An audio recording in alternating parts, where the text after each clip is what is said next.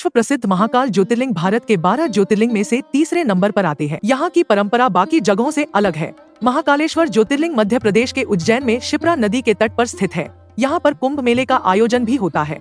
12 ज्योतिर्लिंगों में से महाकालेश्वर ज्योतिर्लिंग का एक विशेष महत्व है। बाबा महाकाल के बारे में कहा जाता है कि यह पृथ्वी का एकमात्र मान्य शिवलिंग है। यह दक्षिण मुखी होने के कारण इसकी मान्यता और बढ़ जाती है। यहाँ पर शिवरात्रि नहीं, शिव नवरात्रि मनाई जाती है।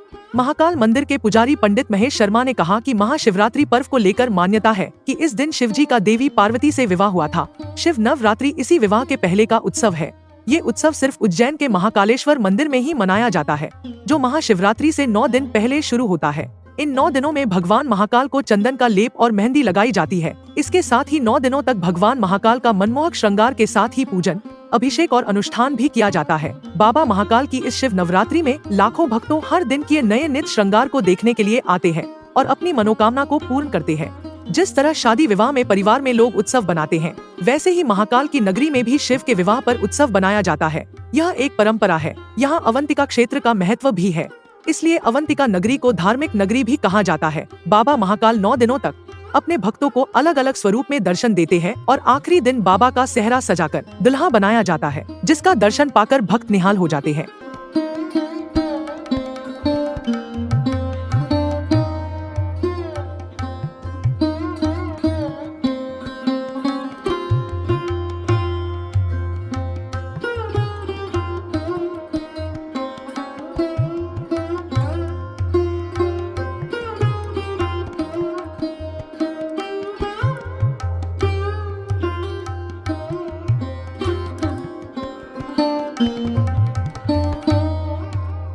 भगवान महाकालेश्वर का जो प्रथम पूजा है वो पंचमी पर प्रारंभ होती है।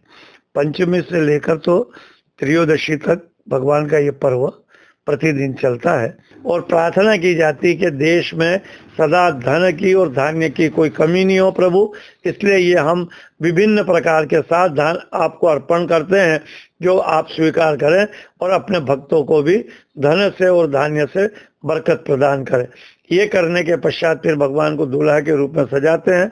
उन पे क्विंटलों से जो माला होती है, हार होते हैं, उनसे उनको सजाया जाता है। एक दूल्हा स्वरूप उनको बनाया जाता है और फिर उसके पश्चात उसके दर्शन भक्तगण करते हैं, जिसे सेहरा दर्शन बोलते हैं। उसी दिन, केवल एक ही दिन, जब 12 बजे सेहरे को भगवान पे से उतारा जाएगा, उसके बाद जो भस्मा आरती होगी वो दिन की 12 बजे होती है।